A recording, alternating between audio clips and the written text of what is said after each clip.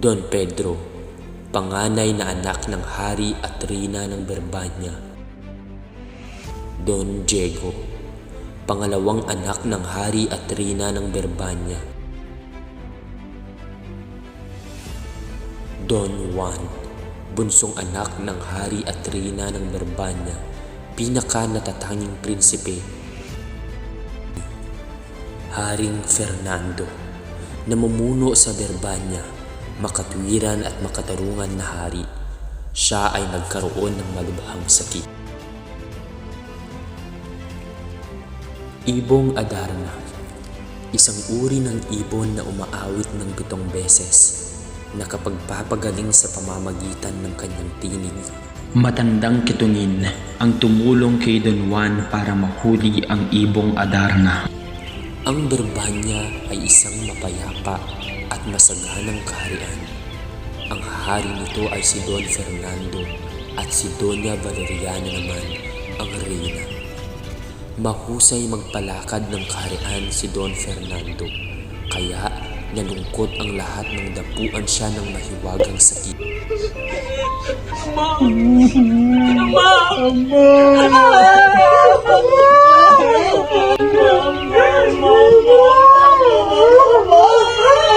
Mga anak, ang okay niyo naman, hindi pa ako mamamatay. Managinip na kayo. Ang tanging makakapagpagaling sa inyong ama ay ang pag-awit ng Ibong Adarna sa Pedros Platas sa bundok ng Tabor.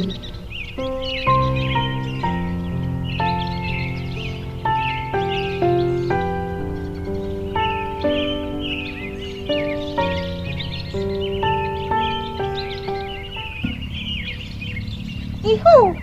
Maaari ba akong makahingi ng iyong tinapay? Gutom na kasi ako. Hindi. Pahingi! Gutom na ako. Hindi.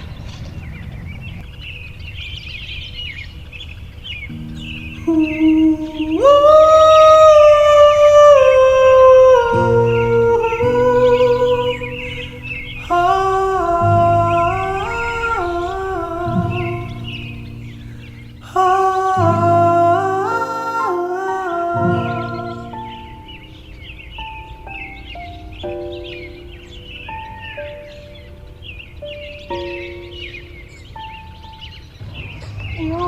Maaari ba akong mahingi ng pagkain mo? Hindi maaari. Malayo pa ang aking anak din. Sige na, unti lang. Hindi maaari.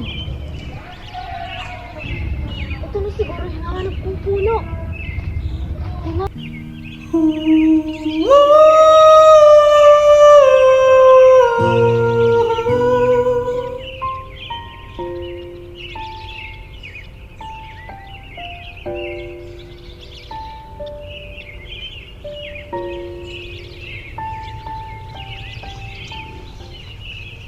Sige na.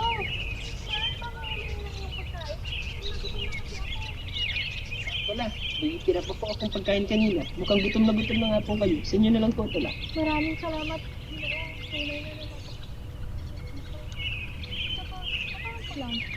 Ano bang pakain mo dito? Ayun, mga kapatid ko kasi ay hinahanap nila yung Ibong Adarna. May malubhang sakit kasi yung tatay namin, ngunit hanggang ngayon ay wala pa po sila. Ganun ba? Alam ko na. Magtungo ka lang sa isang bundok kung saan matatagpuan mo ang matandang ermitanyo.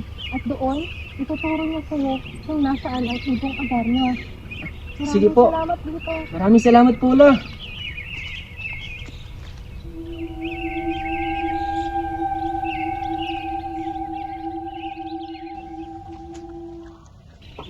Magandang hapon po sa inyo. Naparito po ako para itanong kung alam niyo kung saan matatagpuan ang Ibong Adarna na siyang magpapagaling sa ating ama.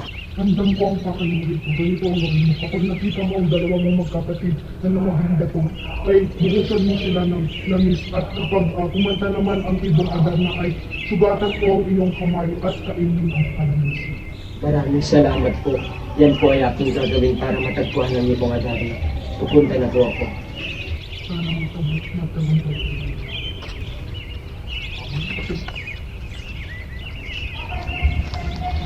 Oh, mukhang ito na nga yung puno na sinasabi sa akin ng matanda noon.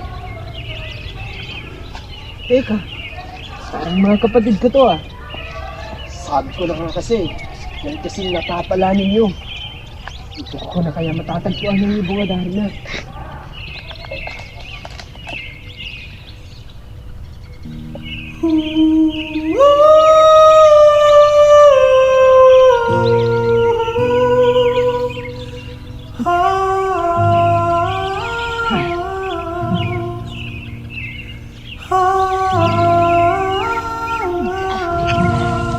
Ngayon mahuhuli na kita.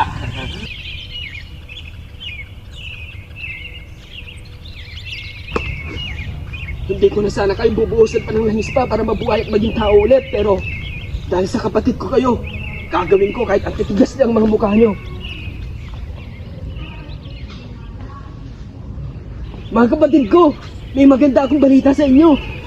Nakuha ko na at nahuli ko ng ibong Adarna. Hindi. Ako ang unang nakahuli sa kanya. Hindi ako, kasi nakatulog. Manahimik ka. Manahimik kayong dalawa. Kanina lamang ay naging bato kayo.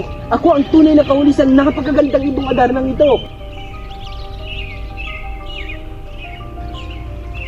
Kapatid ko, yan pagod na pagod ka na. Tara, uminom muna tayo ng tanduay. Sige na nga.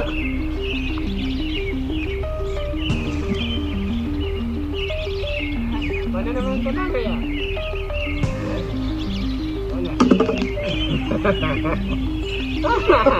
Lasing ka na. Lasing ka na. Lasing ka na din na. Ako muna.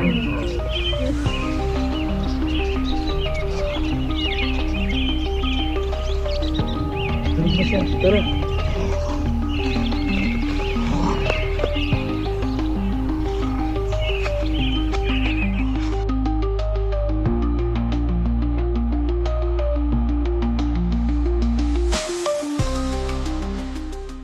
Ayan, kumanta ka na para gumana na yung apa namin. Kaya nga, kumanta ka na. Kawawasan mo.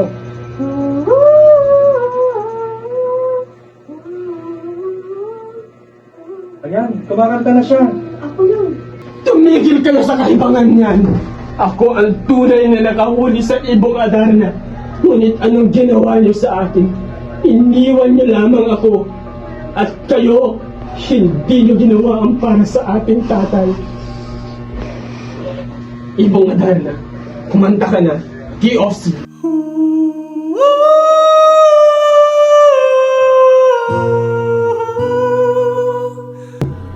Ay, Silver, malakas na ako! Malakas na ako! Malakas na ako! Dahil sa nahuli niyo ang ibong Adarna, ay ipapamana ko na ang aking kaharian at ang second runner-up. Ikaw yon, Don Pedro. Para naman sa first runner-up, ikaw yon, Don Diego. At ang magmamana ng aking kaharian, at ikaw yon, Don Juan. Maraming salamat po, Ambo. Tinatanggap ko po ang pagiging hari ng ating kaharian. Mahal na mahal po namin kayo.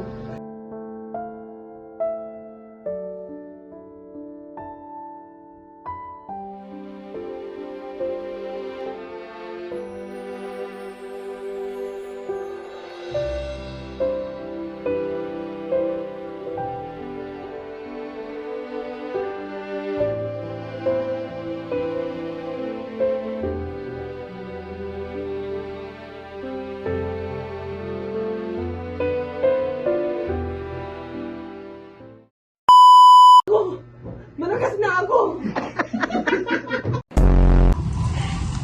Ngayon mahuhuli na kita.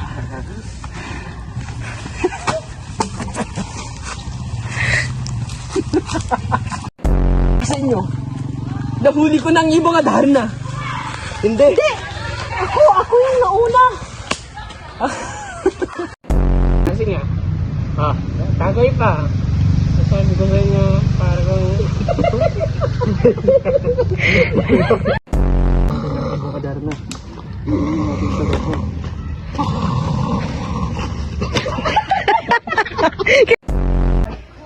buhok mo sa akin.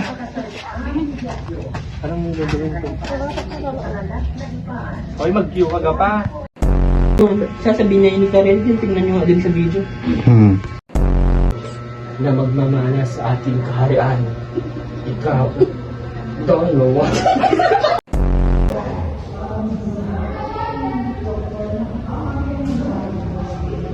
Magandang hapon po sa inyo. Napanood ko. Hindi, basta magdiretso ka kasi.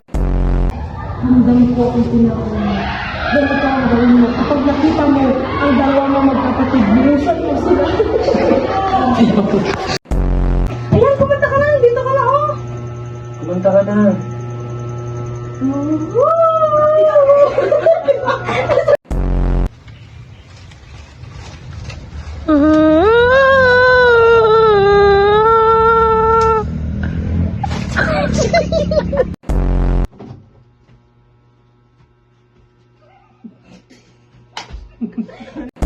Ito yung Sa'yo, entry ng Halloween.